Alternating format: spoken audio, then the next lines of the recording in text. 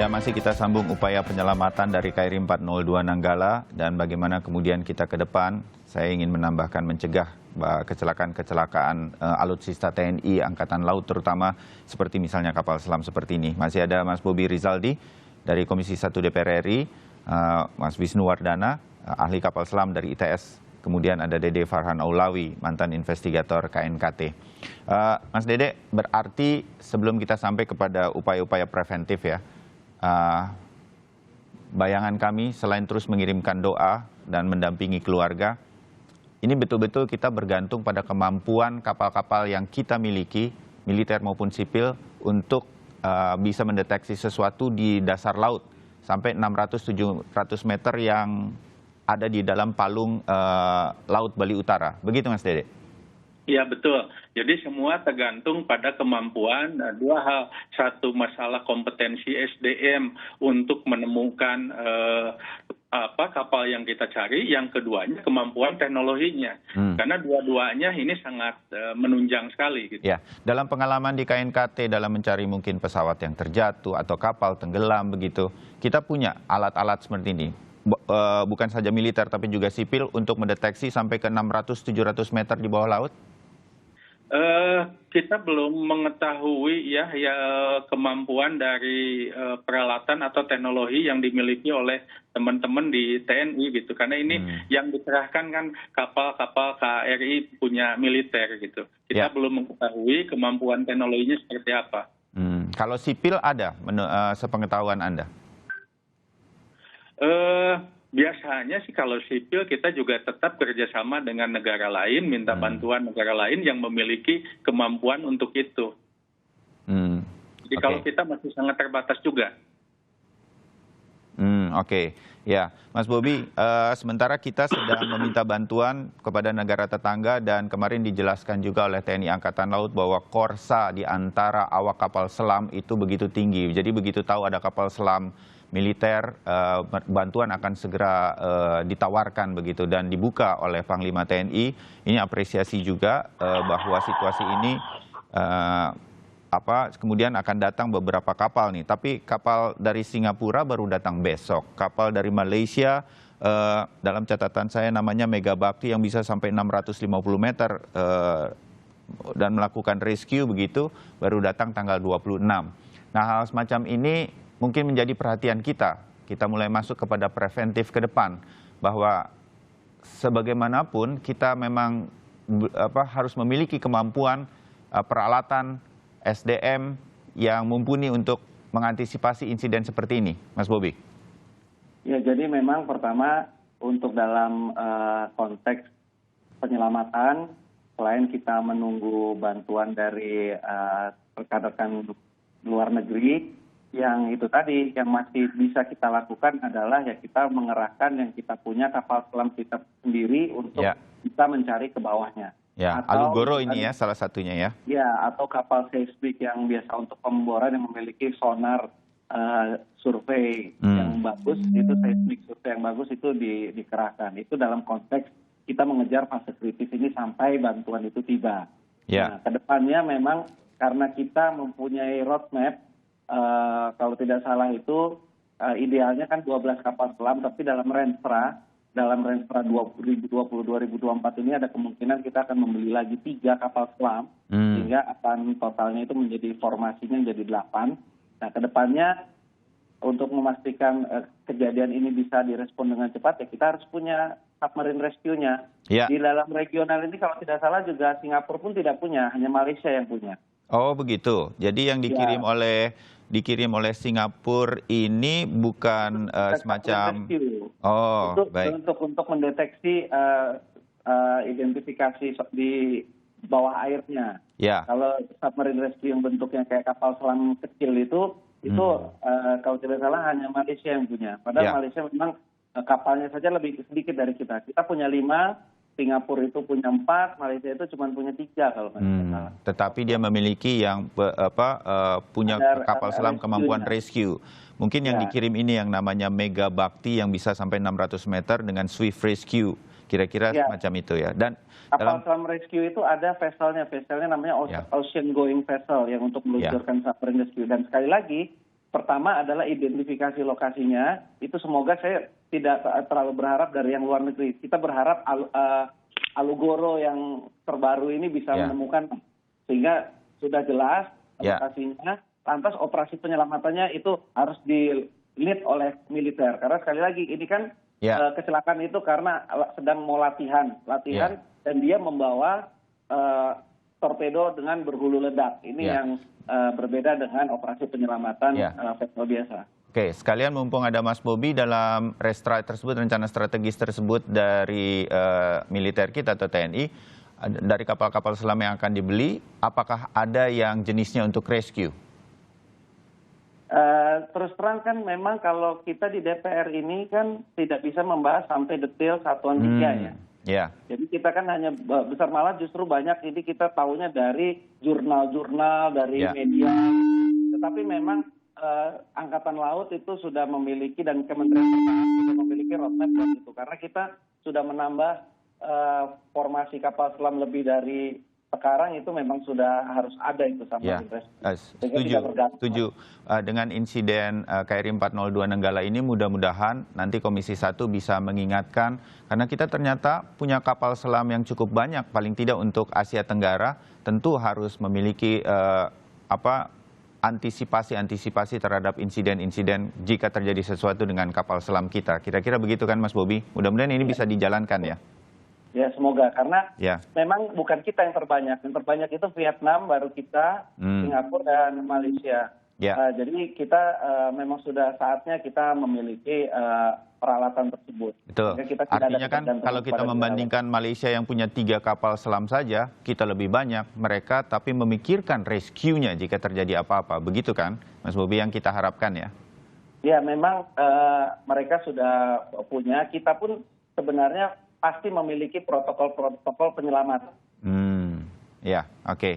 Nah, saya ke Mas Wisnu kalau begitu. Mas Wisnu, kita berharap kalau begitu ini satu-satunya yang paling dekat dan sudah sampai di lokasi adalah KRI 405 Alugoro yang kemampuan maksimalnya bisa 500 meter. Nah, apa saja yang kita harapkan dari sebuah kapal selam yang masih berfungsi yang mungkin nanti bisa menemukan lokasi? Ini KRI kapal selam Alugoro inilah harapan kita dalam hitungan beberapa jam ke depan. Mas Wisnu. Iya. Alugoro itu juga bukan kapal rescue ya, kalau menurut saya sih. Setuju. Dia didesain seperti juga Cakra Nanggala dan seterusnya itu. Tapi paling tidak dia bisa menemukan lokasinya dengan lebih mumpuni menurut Mas Wisnu? Iya. Saya kira dia bisa kalau dia memang punya kemampuan penyelaman sampai 500 meter loh ya. Tapi kalau dia itu didesain sesuai dengan serisnya Cakra Nanggala, sejauh saya mempelajari struktur dari kedua kapal selam itu, maka Alugoro itu juga tidak lebih sekitar 300-350 meter juga gitu. Oke. Nggak tahu apakah, tapi kalau dari segi materialnya HY80 itu Alugoro ya kira-kira ya sekitar itulah 350 itu dalam kondisi baru ya. Dan memang dalam kondisi baru itu dia itu menyelam, dia itu diharapkan bisa mendeteksi sonarnya itu posisi daripada Nanggala itu. Yang penting itu adalah titik lokasi dan posisi. Posisi dari kecelakaan Nanggala itu bagaimana? Apakah dia itu menyumsep seperti itu? Apakah dia itu kejepit karang? Apakah macam-macam lah kemungkinan yang bisa terjadi. Mas Wisnu gini, secara awam gimana kita mengetahui bahwa sebuah kapal selam yang masuk mungkin sampai 300-400 meter KRI Alugoro itu mencari sebuah kapal selam lainnya yang kemungkinan mengalami insiden? Itu yang dicari apanya? Sonarnya atau kalau sonar itu dikeluarkan dan ada pantulan balik kepada Alugoro begitu, apakah hal semacam itu yang dilakukan? Sementara kita anggap saja KRI Nanggala ini blackout kan, tidak ada alat yang bisa nyala sekalipun. Nah, itu apa yang bisa dilakukan? Nah, ya itu tadi. Jadi Alugoro itu mengeluarkan sinyal-sinyal sonar. Sonar ini menerpa apa saja di sana. Pantulannya pantulannya kan bisa kebaca tuh kalau orang kita berpengalaman mengerjakan sonar, pantulan dari semua benda yang terkena sonar itu akan dipantulkan kembali. Karang akan terlihat, apapun akan terlihat. Nah, termasuk bentuk-bentuk dari sebuah kapal selam itu pasti akan terbaca begitu ya? Betul. Betul. Okay. Jadi itu bisa dibaca di Alugoro kalau memang Alugoro mampu melakukan itu ya. Ya. Terus yang penting Mas Arief. Ya. Saya cuma melihat bahwa ini merupakan salah satu saat kita untuk merefleksikan diri ya. Ya. Merefleksikan diri sebagai suatu negara yang mengelola banyak alutsista lama. Ini kan sudah tahun 80, 40 tahun. Nah, bagaimana sejarah kita itu menjadwalkan maintenance yang baik terhadap alutsista lama kita itu. Yeah. Padahal seharusnya ya kalau saya lihat itu, ini produk tahun 80 misalkan. Tahun 90 juga harus dievaluasi. Apakah misalnya spare part itu masih ada atau banyak di pasaran atau sudah habis di pasaran. Yeah. Kalau dia itu habis di pasaran, semua peralatan yang berkaitan dengan spare part ini harus digusur di dalam kapal selam itu. Agar usia kapal selam itu menjadi muda gitu. Muda kembali diganti baru. Berjalan lagi terus nanti 2020 dievaluasi lagi. Maka anunya bagaimana gitu. Penggantiannya, penjadwalan, maintenance dan seterusnya.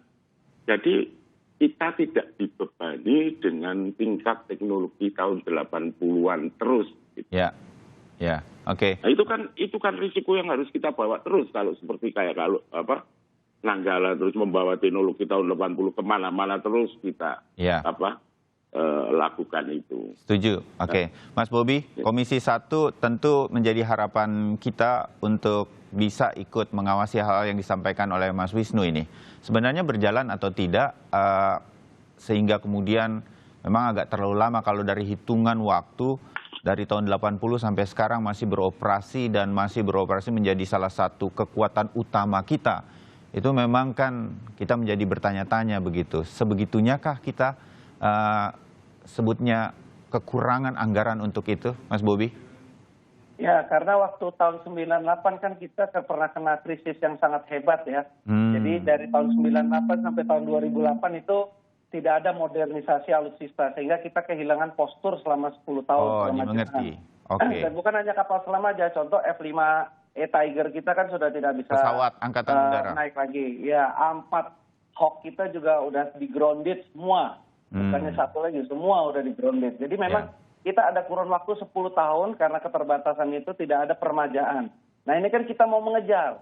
Mengejar dengan roadmap yang dibagi menjadi 3 fase ini, MEF 1, 2, 3, yang mulai dari tahun 2008 nanti selesai di 2024. Nah, kita juga di tahun 2016 kan ada keputusan MK bahwa DPR tidak bisa masuk di satuan 3, sehingga detailnya kan kita tidak tahu. Nah ini yang upaya yang kita lakukan adalah kita membentuk panja alutsista, sehingga kita bisa bersinergi dengan Kementerian Pertahanan dan juga Mabes TNI, sehingga nantinya keterpenuhan anggaran itu bisa digunakan untuk membeli alutsista dan membuat postur pertahanan kita ini menjadi efektif. Dan juga itu tadi, kalau idealnya memang semuanya kita mau baru.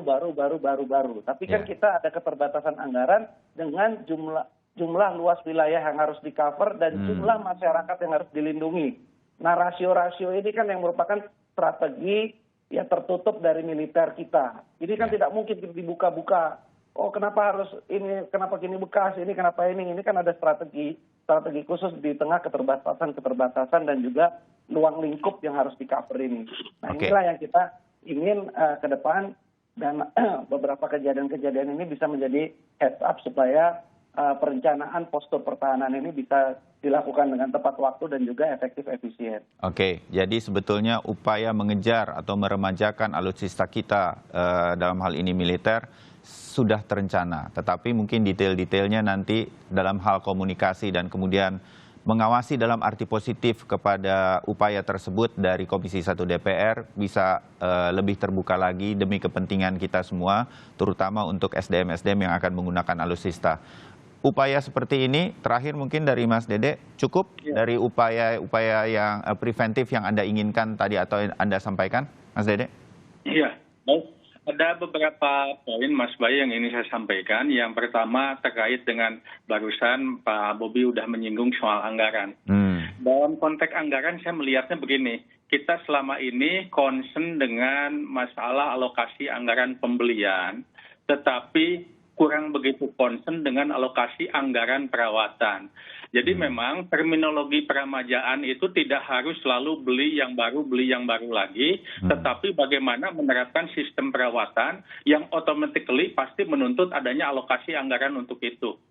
Soal kebijakan perawatan selama ini mungkin lebih banyak penekanannya itu kepada corrective maintenance. Padahal corrective maintenance itu adalah salah satu basis perawatan yang paling dasar sekali. Mestinya nanti meningkat ke preventive maintenance. Preventive maintenance nanti kita bisa membreakdown alokasi anggaran yang sesungguhnya berapa, naik lagi ke predictive maintenance, naik ke total productive maintenance. Nah, konsep penerapan maintenance yang dilakukan selama ini saya belum tahu ya di sana seperti apa, tetapi ujung-ujungnya nanti harus ada kemampuan untuk menghitung berapa sebetulnya anggaran yang diperlukan untuk perawatan, karena ini juga pasti tinggi sekali gitu ya. Nah, yang keduanya kaitan dengan masalah capability ini sangat penting, menyangkut masalah electrical system, electronical system ya, maupun mechanical system, include di dalamnya alat komunikasi. Nah, dalam peristiwa kejadian insiden kali ini, saya tidak melihat adanya komunikasi antara kapal Nanggala 402 ini dengan yang di luar ya, sejak awal, artinya bukan setelah 2 hari, sejak awal. Nah, apakah sistem komunikasi ini selama ini berjalan atau tidak? Kenapa? Karena ujungnya seringkali kita komunikasi ngobrol, karena keterbatasan anggaran, banyak aksesori yang dimiliki itu tidak berfungsi dengan baik. Nah, oleh karena itu terminologinya saat ini ya, konsep maintenance yang diterapkan harus semakin meningkat dengan menghitung alokasi anggaran yang sesungguhnya. Ketika kita membeli produk-produk luar, di samping operation manual, kita juga harus ingat meminta maintenance manualnya, include adalah bagian dari critical equipment ratingnya, ini menjadi penting. Nah, ketika kita tidak meminta itu, kita tidak tahu persis breakdown-nya. Lalu saran berikutnya kaitan dengan preventif ini ya, saya mengusulkan sebetulnya melakukan audit komprehensif terhadap alutsista yang dimiliki, dibentuk oleh sebuah tim yang independen untuk menganalisa, meskipun outputnya nanti tidak perlu dipublish kepada umum, tetapi kepada pemerintah atau fungsi terkait saja. Nah, saya bersedia membantu untuk melakukan audit komprehensif jika diminta, untuk menganalisis kemampuan alutsista kita. Terima kasih. Baik. Ini mudah-mudahan masukan yang bisa diterima oleh pemerintah dalam hal ini dan juga khususnya kepada militer kita untuk kebaikan ke depan dari Dede Farhan Aulawi, mantan investigator KNKT, dan juga Mas Wisnuwardana, ahli kapal selam dari ITS Surabaya. Kita titipkan ini juga kepada Komisi 1 di DPR RI, kepada Mas Bobi Rizaldi. Terima kasih untuk diskusi kali ini. Kita panjatkan doa yang terbaik bagi KRI Nanggala dan para awaknya 53 orang dalam upaya pencarian dalam hitungan jam. Kita akan pantau terus dan mudah-mudahan upaya-upaya memperbaiki ini semua agar tidak terjadi insiden seperti ini ke depan juga bisa perlahan tapi pasti berjalan. Kami tutup diskusi kita pagi hari ini. Terima kasih untuk wawancara ataupun obrolan kita pagi hari ini. Selamat pagi, salam sehat. Selamat pagi. Selamat pagi.